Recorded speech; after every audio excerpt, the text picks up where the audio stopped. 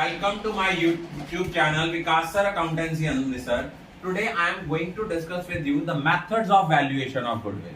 जो गुडविल की वैल्यूएशन के मेथड है, it is the base of the partnership. जितनी भी रिकॉन्स्टिट्यूशन ऑफ पार्टनरशिप फर्म है, उनका बेस आपका methods of valuation of goodwill है. बेसिकली हमारे सिलेबस में तीन मेथड हैं. One is average profit method, second is super profit method and third one is capitalization method. तो अब हम लोग करेंगे कि हमारा एवरेज प्रॉफिट मेथड क्या है. बेसिकली अगर हम देखें तो हम अपने एवरेज प्रॉफिट मेथड को फर्दर दो पार्ट्स में डिवाइड करते हैं. One is simple average profit, another is weighted average profit. अब हम सिंपल एवरेज प्रॉफिट में क्या करते हैं, इसमें हम गुडविल को कैलकुलेट करते हैं average profit into number of year purchase, कि गुडविल आपके एवरेज प्रॉफिट के कितने नंबर ऑफ टाइम्स हैं. और एवरेज प्रॉफिट कैसे निकालते हैं, पिछले सालों के प्रॉफिट्स का टोटल लेके डिवाइडेड बाय करते हैं नंबर ऑफ ईयर. एक बात याद रखना, अगर किसी साल के प्रॉफिट में कोई एबनॉर्मल गेन इंक्लूड है तो उसका इफेक्ट खत्म करने के लिए हम उसको क्या करेंगे, माइनस करेंगे. कोई एबनॉर्मल लॉस जो आपका ऑलरेडी एडजस्टेड है, उसका इफेक्ट खत्म करने के लिए हम उसको क्या करेंगे, ऐड बैक करेंगे.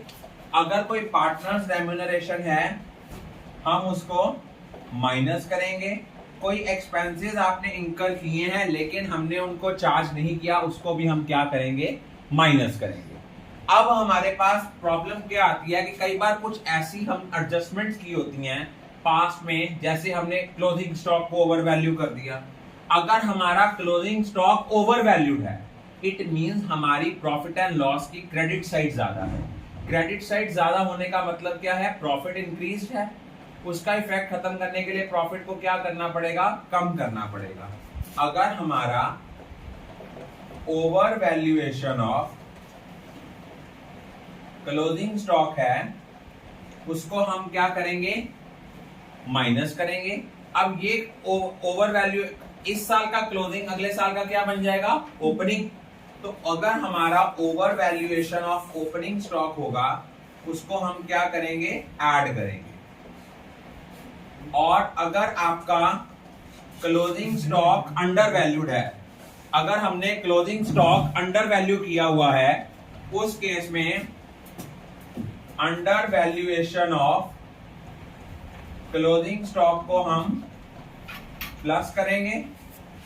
और अगर आपका क्लोजिंग स्टॉक जो है अगले साल, इस साल का क्लोजिंग स्टॉक अगले साल का बन गया ओपनिंग, और अगर हमारी ओपनिंग स्टॉक की अंडर वैल्यूएशन है, इसको हम क्या करेंगे, माइनस करेंगे. ये पॉइंट दोबारा सुन लो. अगर किसी साल के प्रॉफिट में इंक्लूडेड है over valuation of closing stock, इसका इफेक्ट खत्म करने के लिए हम इसको क्या करेंगे, माइनस करेंगे. और इस साल का क्लोजिंग नेक्स्ट ईयर का बन जाएगा ओपनिंग, इसको हम क्या करेंगे, ऐड करेंगे. अगर हमारा क्लोजिंग स्टॉक अंडर वैल्यू होगा, वो ऐड होगा. Under valuation of opening stock add होगा. ये आपके मेन पॉइंट्स हैं. अगर आपने किसी कैपिटल एक्सपेंडिचर को चार्ज किया है, सपोज आपने फर्नीचर खरीदा और उसको आपने रिपेयर चार्जेस ले लिया, तो उसको हम क्या करेंगे, ऐड करेंगे. Capital expenditure debited to P&L.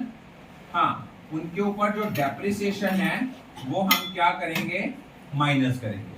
अब डेप्रिसिएशन चार्ज करने के भी दो मेथड होते हैं. One is straight line method, second one is return down value method. Suppose 10 lakh का एसेट है, 10% डेप्रिसिएशन है. अगर तो रिटर्न डाउन वैल्यू मेथड है तो पहले साल डेप्रिसिएशन लगेगी 1 लाख, फिर कितनी लगेगी, 10 लाख के ऊपर में से 1 लाख चला गया. नेक्स्ट ईयर जो डेप्रिसिएशन होगी वो 9 लाख के 10% कितनी होगी, 90,000. ये पॉइंट्स हमने याद रखने हैं. अगर हमें कोई इंटरेस्ट ऑन इन्वेस्टमेंट हमने रिसीव किया है, इसको भी हम क्या करेंगे, माइनस करेंगे। और अगर हमारा वेटेड एवरेज होता है तो वेटेड एवरेज में गुडविल निकालने का फॉर्मूला होता है,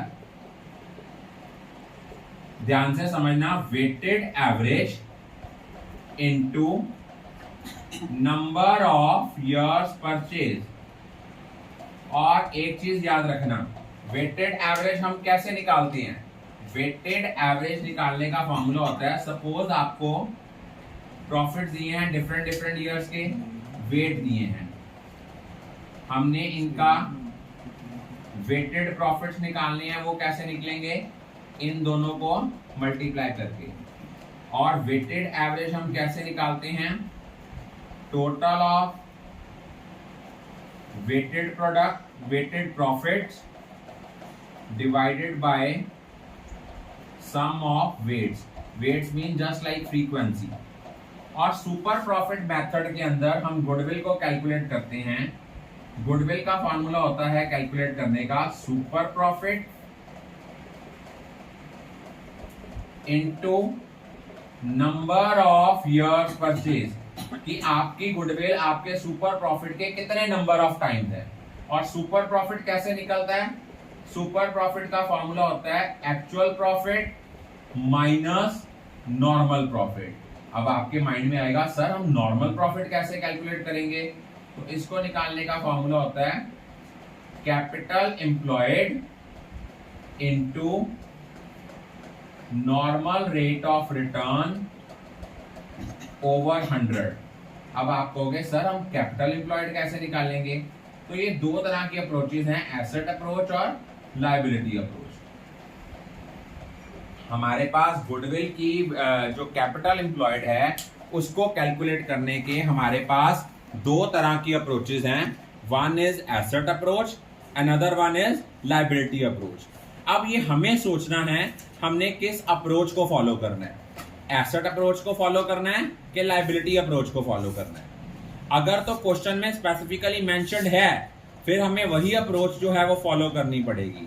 बट अगर हमारा क्वेश्चन साइलेंट है, क्वेश्चन में ये नहीं कहा गया हुआ कि हमने किस अप्रोच को फॉलो करना है, तो हम कोई भी कर सकते हैं।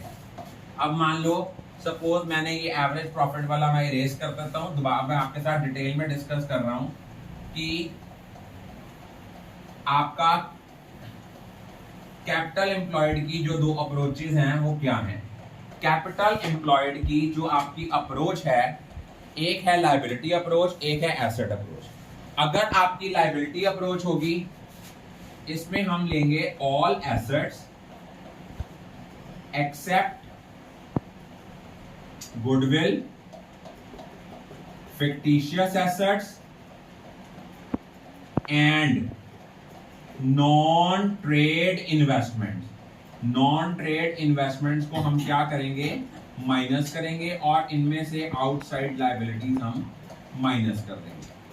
और अगर हम लायबिलिटी अप्रोच ले लें तो कैपिटल और रिजर्व्स ये हम माइनस करेंगे। कोई गुडविल ऑलरेडी एग्जिस्ट कर रही है, कोई फिक्टिशियस एसेट है, इसको माइनस करना है, कोई आपकी नॉन ट्रेड इन्वेस्टमेंट है, इसको आपने माइनस करना है।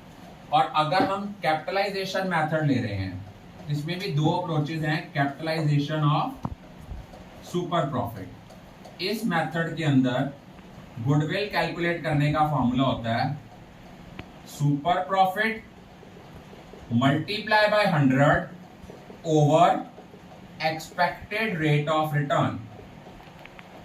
और अगर हमारा कैपिटलाइजेशन ऑफ एवरेज प्रॉफिट आता है तो capitalization of average profit method के अंदर हम क्या करते हैं, गुडविल निकालने का फॉर्मूला होता है capitalised value minus net tangible assets.